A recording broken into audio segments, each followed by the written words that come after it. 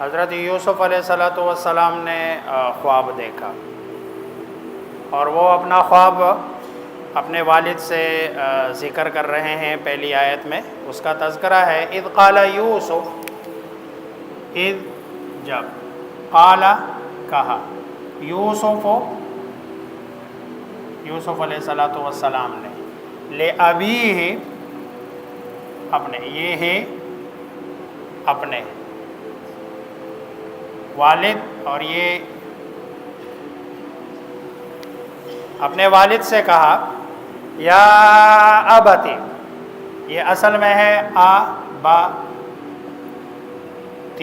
یہ آخر میں یا ہے لیکن وہ روانی کے لیے، تخفیف کے لیے یا کو ہٹا دیا جاتا ہے۔ یا ابتی، اے میرے ابا جان، انی رأیت،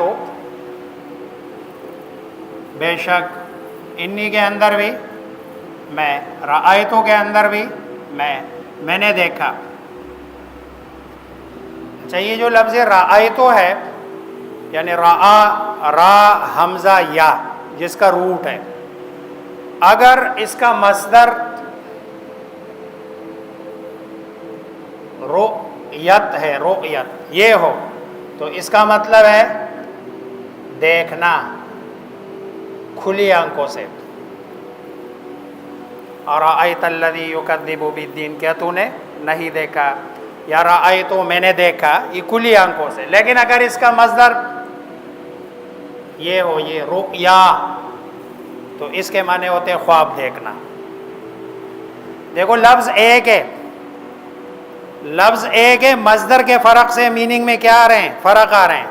اگر مصدر اس کا رؤیت ہو تو اس کا مطلب ہے کہ یہ دیکھنا، آنکھوں سے دیکھنا، اور اگر اس کا مصدر رؤیا ہو تو خواب دیکھنا۔ یہاں اس سے مراد خواب دیکھنا ہے، کیوں؟ اس لیے کہ آگے لا تقصص رؤیا کا، نہ بیان کیجئے اپنا خواب۔ یہاں رؤیا بمانا کیا ہے؟ خواب دیکھنا۔ جو آپ نے خواب دیکھا ہے وہ کسی کو بیان نہیں کرنا۔ انی رأیت، میں نے دیکھا، خواب میں کیا دیکھا؟ احدہ کے معنی ہے ایک، عشرہ کے معنی ہے 10، 1 اور 10 11۔ کوکباً، ستارے، کوکب مفرد ہے، اس کی جمع کواکب، اردو میں بھی استعمال ہوتا ہے کواکب، یہ اردو کے اشعار میں تو کواکب، لیکن عربی کا اصول ہے یہ جو احد عشرہ ہے اور اثنا عشرہ ہے، اس کے ساتھ جو آگے اس کی تمیز آتی ہے نا، یہ تمیز ہمیشہ مفرد آئے گی۔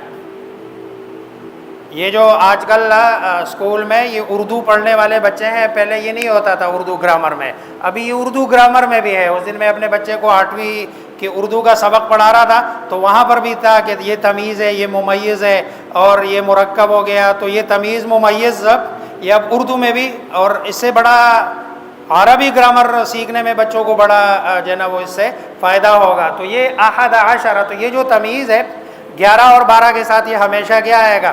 مفرد آتا ہے، اسی لیے یہ مفرد ہے احد، لیکن معنی اس کا کیا ہے؟ معنی مفرد نہیں ہے، معنی کیا ہے؟ جمع کا ہے، کہ میں نے دیکھے کتنے؟ 11 ستارے، والشمس اور سورج، والقمر اور چاند، یہ میں نے سارا دیکھا۔ رأیتہم، دیکھتا ہوں یا دیکھا، ہم انہیں، لی ساجدین، میرے لیے سجدہ کرنے والے، یعنی وہ یہ سارے رأیتہم لی ساجدین، کہ میں اپنے آپ کو خواب میں اس طرح دیکھ رہا ہوں کہ 11 ستارے اور سورج اور چاند یہ مجھے کیا کر رہے ہیں؟ سجدہ کر رہے ہیں۔ اچھا، یہاں پر رأیتوں کے بارے میں تو بتا دیا، لیکن یہ یہاں جو ساجد ہے، لفظ ساجد، سجدہ ایک تو اصطلاح ہے، ٹرمنالوجی ہے، ایک خاص کیفیت کا نام سجدہ ہے۔ جیسے ہم کہتے ہیں نا سجدہ، تو سجدے کا مطلب ایک پوری حیت اور کیفیت سمجھ آتی ہے کہ بھئی ایک آدمی نماز کی حالت میں ہو، ہاتھ باندھے ہو، پھر رکوع سے سجدے میں جاتا ہے ایک خاص ہیئت میں، اپنے ماتھے اور اپنے ناک کو زمین پر لگا کے پھر وہاں سبحان ربی العظیم، یہ ایک ہیئت ہے، یہ اس کا اصطلاحی معنی ہے۔ اور دوسرا اس کا لغوی معنی ہے، لغوی معنی ہے سجدہ بمعنی اطاعت ہے، انقیاد ہے، تذلل ہے، یعنی کسی کے سامنے اپنے آپ کو جھکا دینا، تواضع۔ تو یہاں پر سجدے کا جو معنی ہے یہ سجدہ اصطلاحی نہیں ہے، سجدہ لغوی ہے کہ میں ان ساری چیزوں کو اپنی تعظیم کرتے ہوئے کیا کر رہا ہوں، دیکھ رہا ہوں کہ یہ سارے میرے سامنے، اسی لیے یہ جھکنا بھی تعظیمی کی ایک صورت ہے، اس لیے سجدے کو۔ جبکہ بنی اسرائیل میں یہ جو لفظ سجدہ ہے یہ استعمال ہوتا تھا انتہائی ادب کے ساتھ کسی کو سلام کرنے کے معنی میں بھی، جیسے آج کل بھی سلام دو طرح کے ہوتے ہیں، ایک تو سلام عام بندے کو کیا جاتا ہے، وہ تو چلتے چلتے جی السلام علیکم، اور ایک یہ ہے کسی ایسے بندے کو کہ جو بندہ آخرت اور اخروی اعتبار سے مرتبے میں بڑا ہو، مثلا آپ کسی اللہ کے ولی کے پاس جاتے ہیں تو اللہ کے ولی کے پاس جا کر بندہ سلام ایسے نہیں کرتا جیسے ایک عام بندے کو کرتا ہے، کیونکہ عام بندے کو تو آپ نے کہہ دیا السلام علیکم، لیکن اللہ کے ولی کے پاس جا کے آپ انتہائی تعظیم کے ساتھ، انتہائی ادب اور احترام کے ساتھ جا کے کہتے ہیں کہ السلام علیکم ورحمۃ اللہ۔ تو یہ وہ رأیتہم لی ساجدین کہ میں دیکھ رہا ہوں ان کو اپنے سامنے انتہائی ادب اور احترام کے ساتھ سلام کرتے ہوئے۔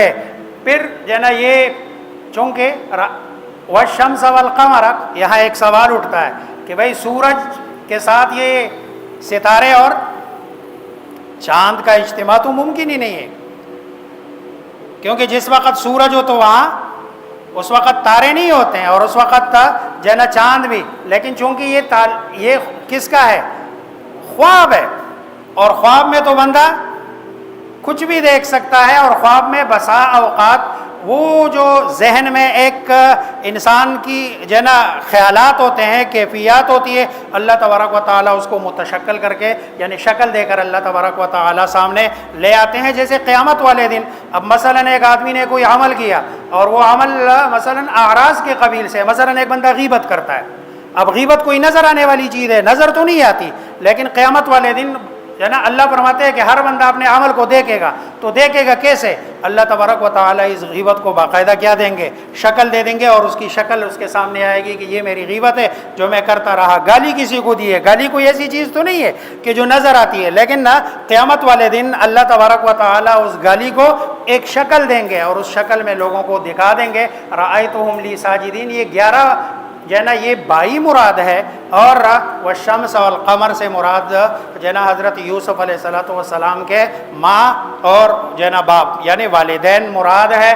حضرت یوسف علیہ السلام کی یہ 10 بھائی تو ان کے وہ ہے کہ جو علاتی بھائی ہے، علاتی بھائی باپ تو شریک ہے، مائیں الگ الگ ہے، اور ایک بھائی جو بنیامین ہے یہ آپ کا اپنا بھائی ہے، حقیقی بھائی ہے، اور حقیقی بھائی وہ ہوتا ہے کہ ماں بھی ایک ہے اور باپ بھی کیا ہے، ایک، اور یہ بنیامین آپ سے چھوٹے ہیں اور باقی سارے بھائی حضرت یوسف علیہ السلام سے بڑے ہیں۔ اور یہ خواب، اس کی تعبیر پھر آخر میں پوری ہو گئی کہ جب یہ سارے یہاں فلسطین سے مصر جا کے اور ان کے سامنے جھکے ہیں، سلام کیا ہے، اور وہ اللہ تبارک و تعالیٰ نے یہ خواب جو ابتدا میں دکھایا، انتہا میں جا کر اللہ تبارک و تعالیٰ نے اس کی تعبیر پوری کر دی۔